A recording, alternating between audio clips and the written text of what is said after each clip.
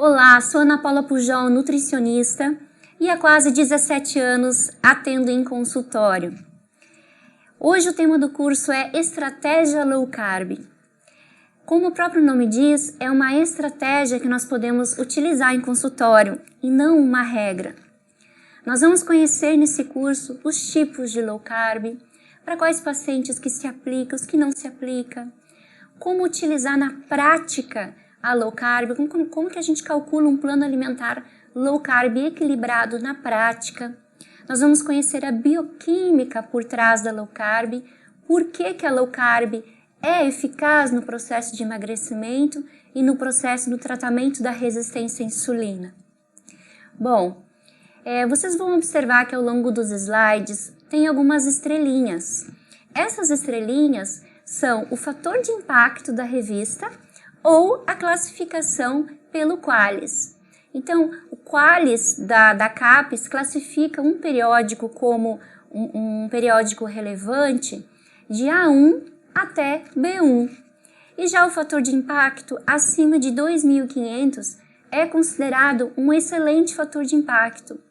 Então, quando a gente fala em abordagem científica, em embasamento científico para uma abordagem prática, é muito importante a gente considerar a qualidade da revista, porque revistas que são bem qualificadas têm todo um comitê científico que analisam detalhadamente metodologia, os viés, os fatores de confusão da pesquisa.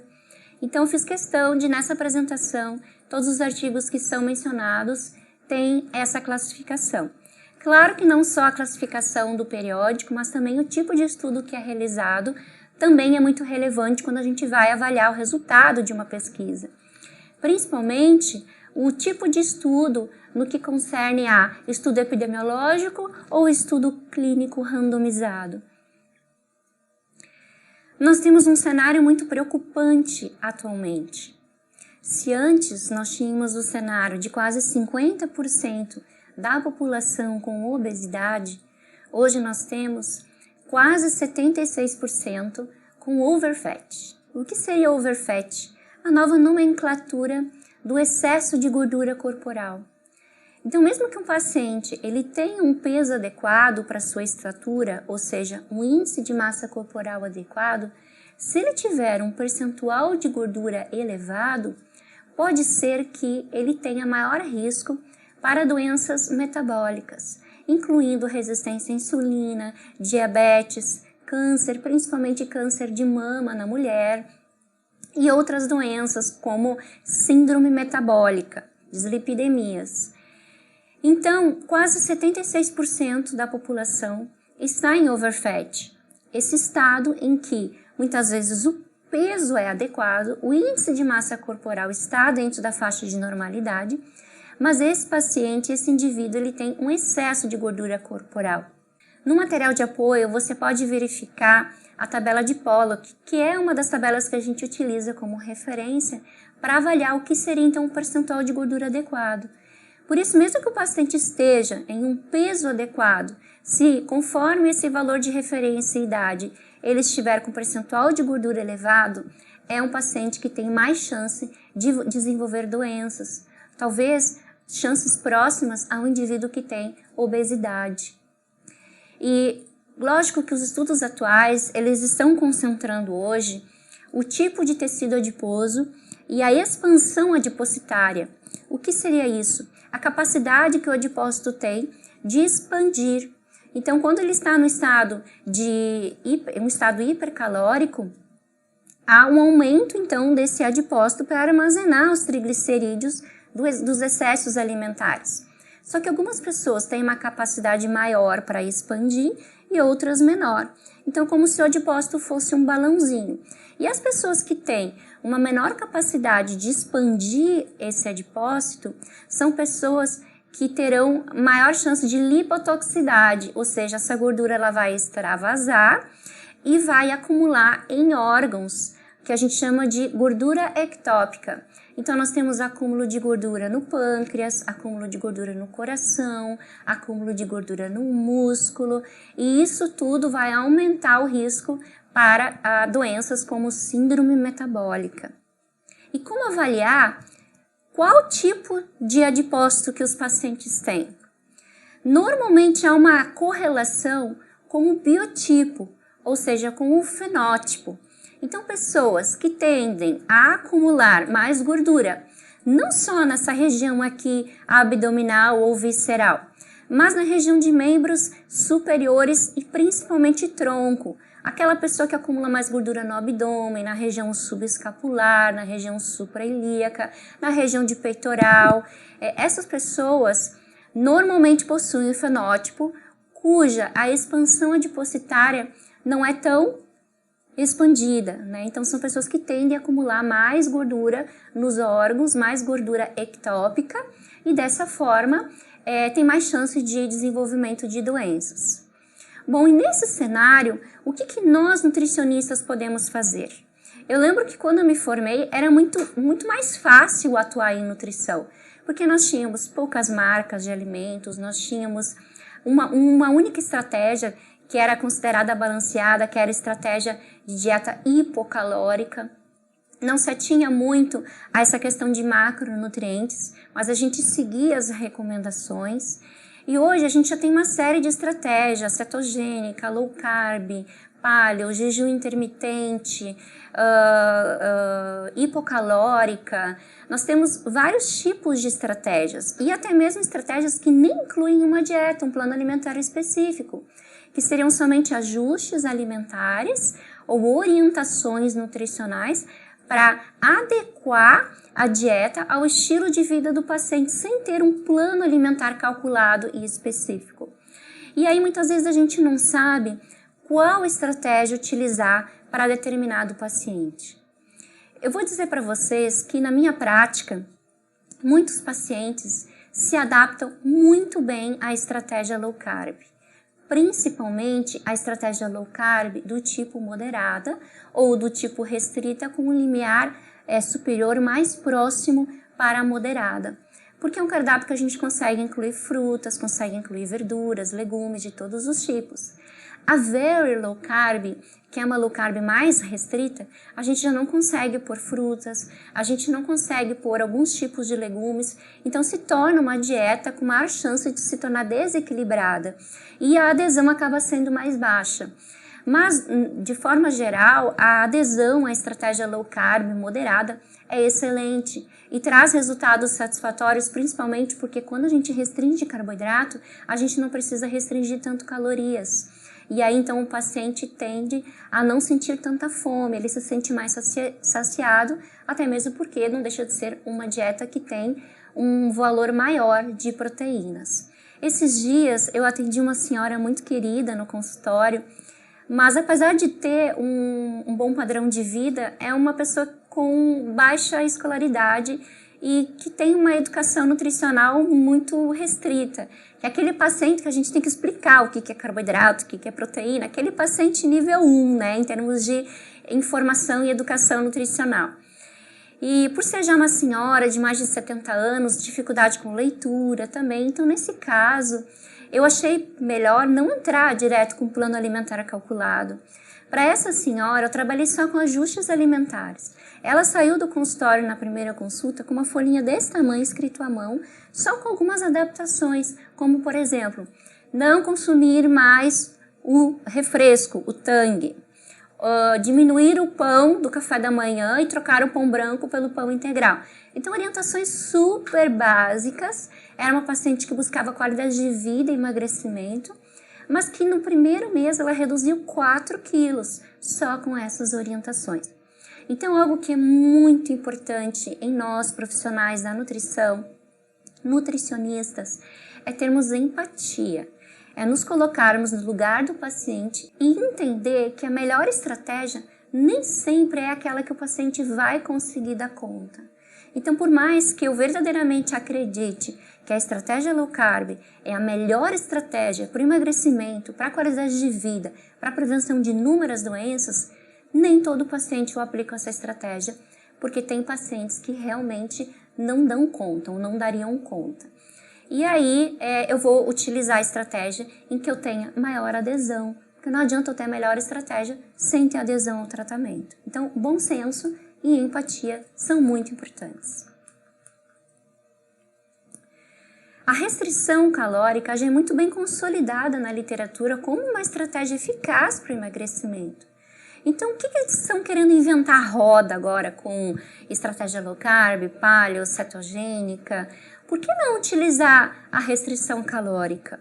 A restrição calórica, como vocês podem ver, ela já foi consolidada como uma estratégia eficaz para o emagrecimento desde 1931. Entretanto, nós temos algumas limitações da restrição calórica. Primeiro é a fome. Segundo, baixo volume de alimentos. Terceiro, principalmente pessoas que não gostam de verduras e legumes, acabam consumindo então um volume muito pequeno de alimentos, aumentando o apetite. E um outro fator muito importante é que descobriu-se com a ciência que, em longo prazo, a low carb, quanto mais restrita e quanto mais tempo o paciente passar nessa estratégia, mais rápido ele vai entrar no efeito platô. Quando ele estaciona, ele emagrece muito bem no início e aí depois ele estaciona e não consegue mais evoluir na redução de peso. E aí então a literatura traz o porquê que isso acontece. Por que o paciente responde bem no início e depois não responde mais? Por que no início ele faz certinho a dieta e depois ele não aguenta mais a dieta, larga tudo e volta a comer o que ele comia? Porque é uma série de alterações neuroendócrinas no organismo. Então, por exemplo, quando é feita uma restrição calórica, em longo prazo, uma restrição calórica mais restrita, ocorre um aumento da grelina. A grelina é o hormônio do apetite. Ocorre um aumento do cortisol. O cortisol é o hormônio do estresse, relacionado com inflamação, com resistência à insulina e com síndrome metabólica. Aumenta o TSH e o T3 reverso. O T3 reverso é um hormônio biologicamente não ativo. Então, na tireoide, o T4 converte a T3 livre, que é o hormônio bom, um hormônio biologicamente ativo. Quando diminui a produção do T3 livre e aumenta a conversão do T4 para o T3 reverso, então eu tenho uma alteração de função tireoidiana, culminando com o aumento do TSH, do hormônio tireoestimulante, que é um marcador de disfunção tireoidiana. E há também expressão de vários genes relacionados ao acúmulo de gordura, a lipogênese e a adipogênese, e a inibição da expressão de genes, downregulation de genes relacionados à oxidação lipídica e à lipólise. Adicionalmente, eu tenho diminuição de alguns hormônios como o T3 livre, a testosterona, que é um hormônio-chave para a oxidação lipídica, a serotonina, por isso que o paciente, de uma hora para outra, ele tende a ter compulsão por doces, por carboidratos, diminui a queima da gordura, a oxidação lipídica, diminui peptídeos relacionados à saciedade, colicistoquinina, CCK, PYY, diminui GLP-1, aumentando então o risco para a resistência à insulina e à saciedade. Então vejam que há um cenário que vai colaborar para que o paciente recupere o peso perdido. Eu sempre digo que nós seres humanos não fomos feitos para emagrecer, nós somos feitos para acumular energia. Por quê? Nós passamos milhões de anos com escassez de comida. Então é muito natural que, como sobrevivência, que o corpo não entenda que nos últimos 2000 anos em que a gente tem mais acesso à comida, que ele esqueça esses milhões de anos que ele ficou tendo escassez alimentar. Então, o nosso corpo ele foi programado para reservar energia e não para gastar energia. Então, quando uma pessoa ela se submete a um estado hipocalórico em longo prazo, é mais fácil que ele desista do tratamento e que ele entre no efeito platô.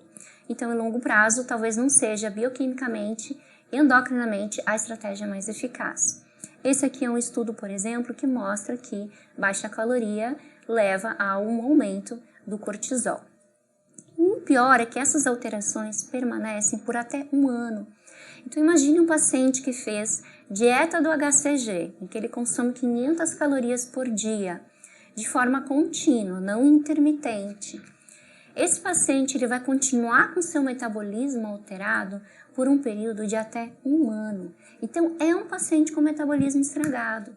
E a estratégia low carb é muito interessante para esse tipo de paciente, que já tomou medicamentos, que já fez vários tipos de dieta, que veio de uma dieta do HCG, que está com o metabolismo mais lento, porque os pacientes normalmente tendem a responder melhor. Esses dias eu atendi no consultório uma paciente que ela chegou para mim dizendo que ela fazia dieta por conta própria, ela utilizava um aplicativo contador de calorias e que as calorias nunca ultrapassavam 1.200 dia e que mesmo assim ela não estava conseguindo emagrecer. Aí eu solicitei alguns exames para essa paciente e um deles foi de insulina em jejum. A insulina da paciente estava em 30. Um valor de insulina basal acima de 10 já é considerado uma resistência à insulina, ou o início de uma resistência à insulina. Acima de 15 já é resistência à insulina, e agora imagina a partir de 30. Então, quando o paciente tem resistência à insulina, ele vai ter resistência à redução de peso. Por isso que nesse caso, com certeza, para essa paciente nem seria viável utilizar uma estratégia de restrição calórica, e sim a utilização da low carb. Dito e feito, nós fizemos durante um período de 15 dias uma cetogênica. Após 15 dias, a insulina baixou para 8. E a partir disso, a gente conseguiu ir incluindo gradativamente o carboidrato, 10 gramas por semana, até chegar numa low carb moderada, e essa paciente continuou emagrecendo. Vamos definir o que é a low carb. Vários artigos científicos trazem a low carb diet ou dieta restrita em carboidrato de várias formas. Então, tem estudos que trazem em percentual dietético, ou seja, pessoas que consomem abaixo de 45% de carboidratos dia, que é a recomendação, já é considerado low carb. Então, tem trabalhos com low carb que trazem um percentual de 40%, já definindo como low carb, um percentual de 30% de carboidrato, também definindo como low carb. E outros trabalhos trazem o valor em gramas.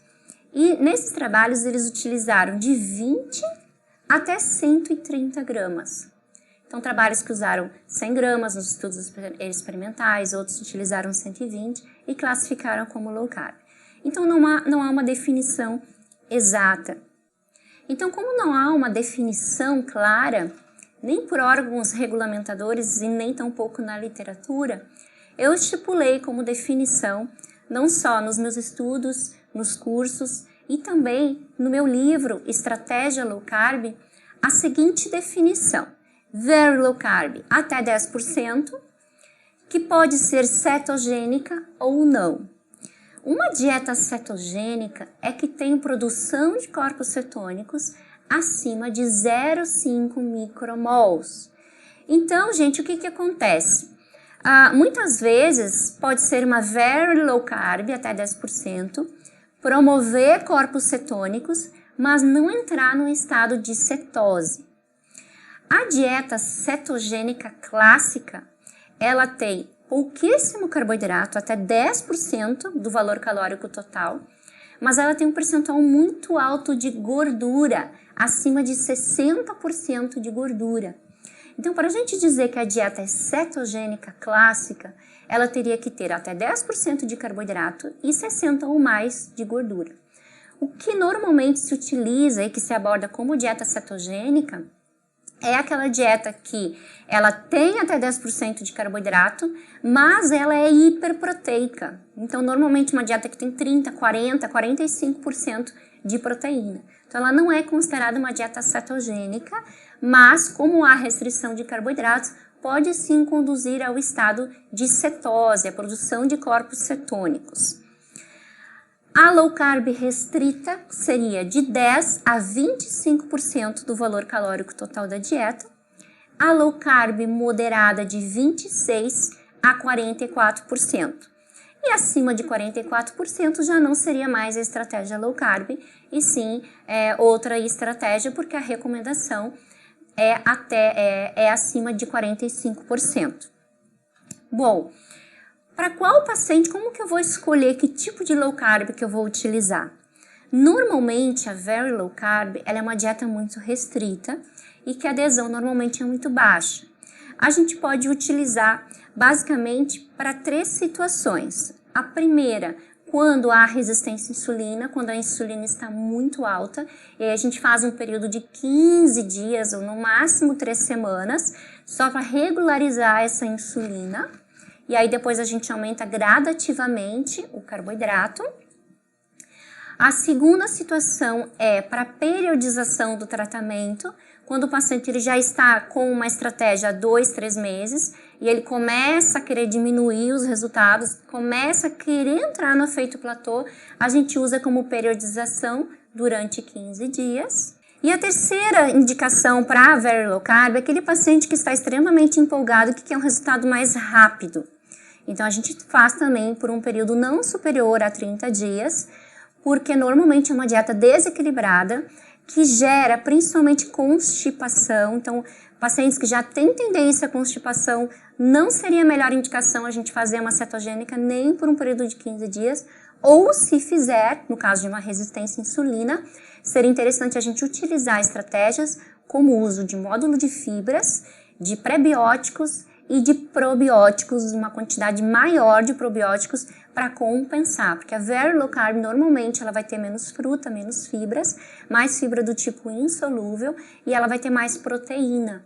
Então, tende a desequilibrar a microbiota e gerar constipação, tá? A Low Carb restrita é um plano alimentar mais indicado para o emagrecimento.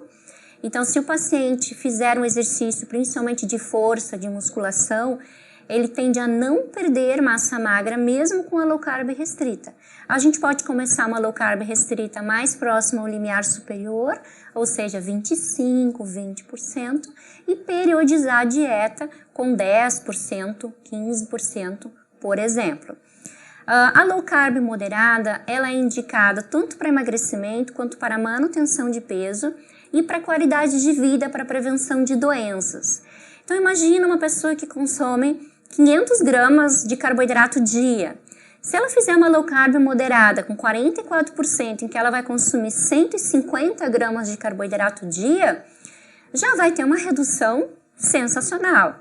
Ou seja, não precisaria nesse tipo de paciente já entrar com uma low carb restrita. Com uma low carb moderada, ela vai ter um bom resultado. E aí, depois de 2, 3 meses, a gente passa para uma low carb restrita para fazer a periodização. Eu falo em periodização como algo muito importante quando se trata de emagrecimento, porque o corpo ele tende a se acostumar com o tratamento, com a estratégia dietética. Então, a cada 2, 3 meses é importante a gente mudar o plano alimentar para que o corpo continue respondendo. E é importante que o paciente também saiba disso, até mesmo para a fidelização do paciente, porque muitas vezes ele acha que ele vai receber aquela dieta, ele já recebeu a dieta, as receitas, a suplementação, que ele vai seguir sozinho em casa e não vai mais precisar mudar o plano.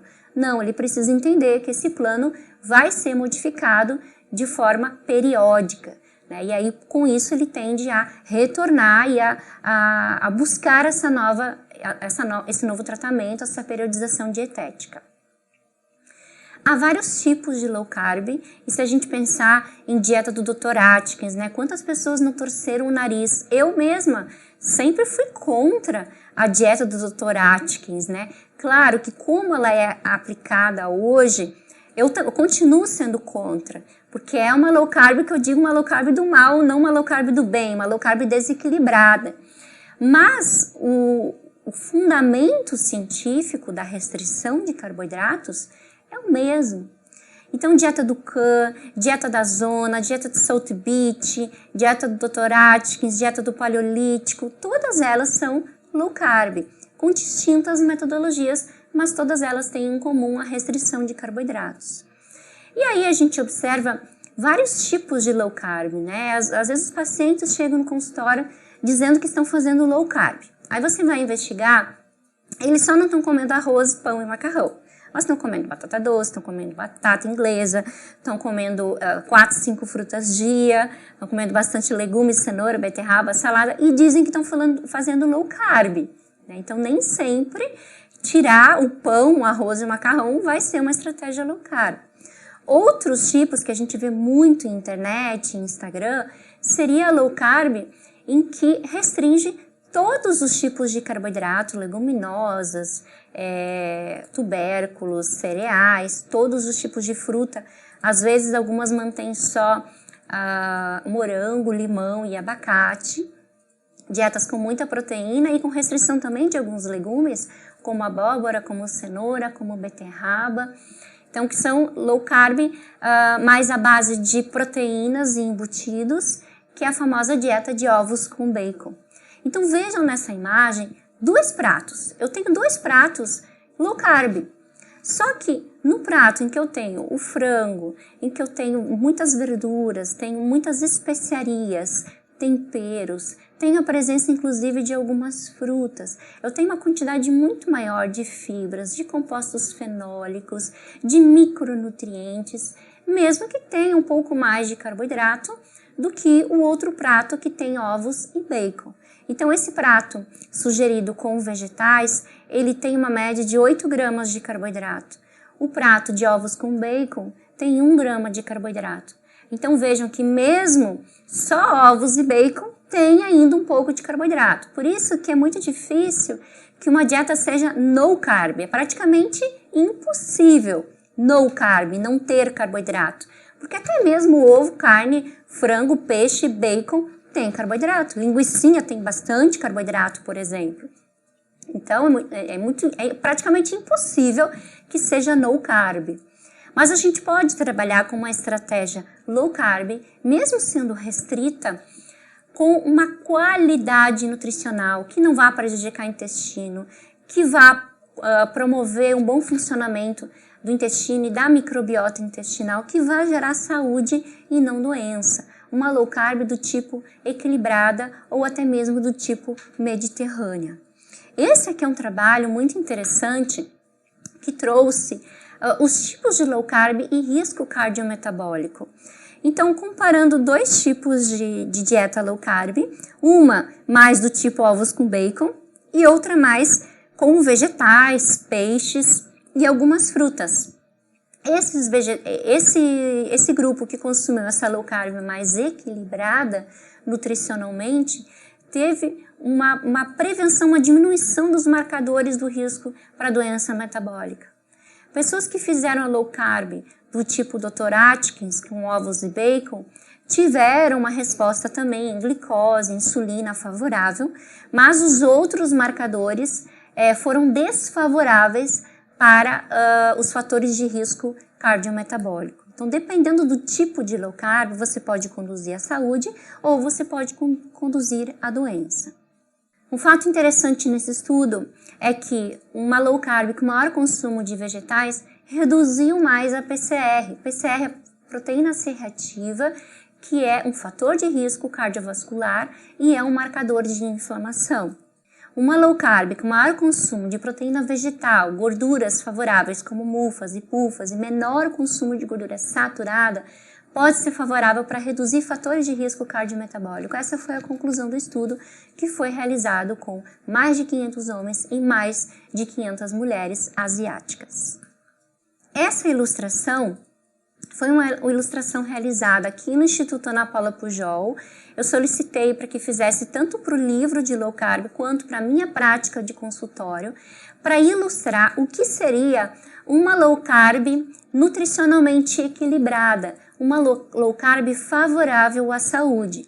Então você pode perceber que a metade da composição, a metade da alimentação é basicamente a base de verduras e legumes.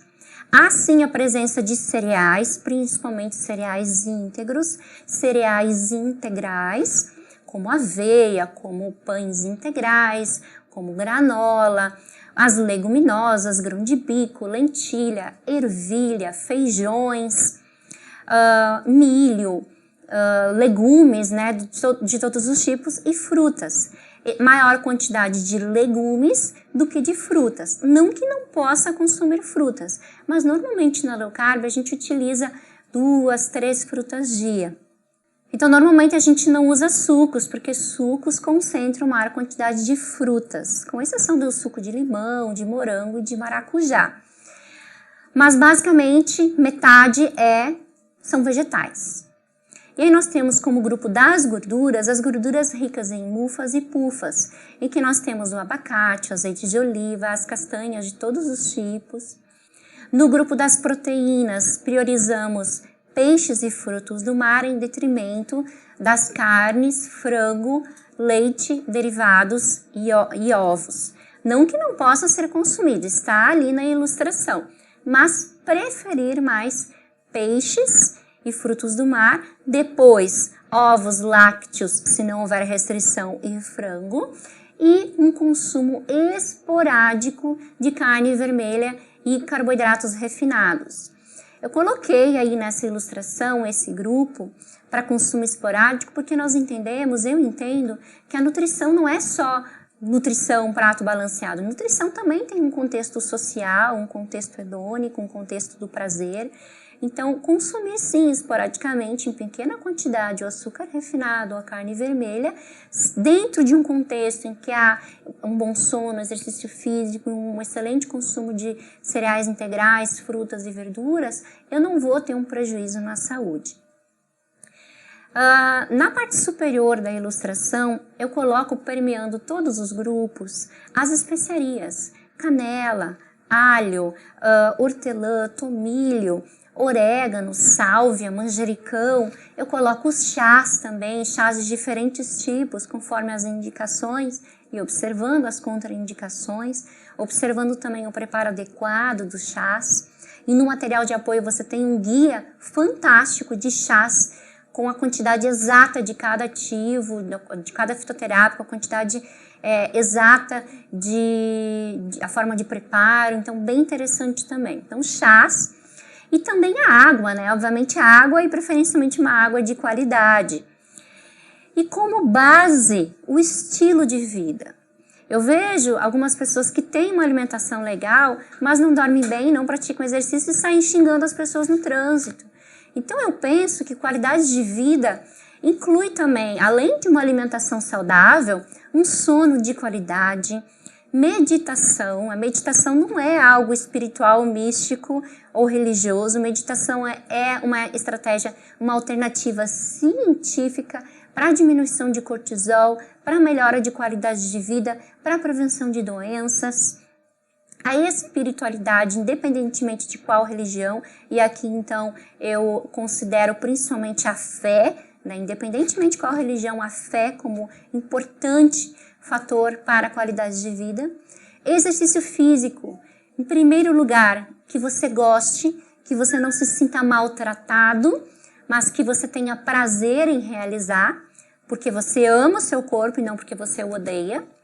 E aí, preferencialmente, exercícios do tipo aeróbio e do tipo anaeróbio. Então, exercício de força e um exercício que pode ser dança, pular corda, corrida, caminhada, um exercício que você goste, mas que tem, então, um princípio aeróbio.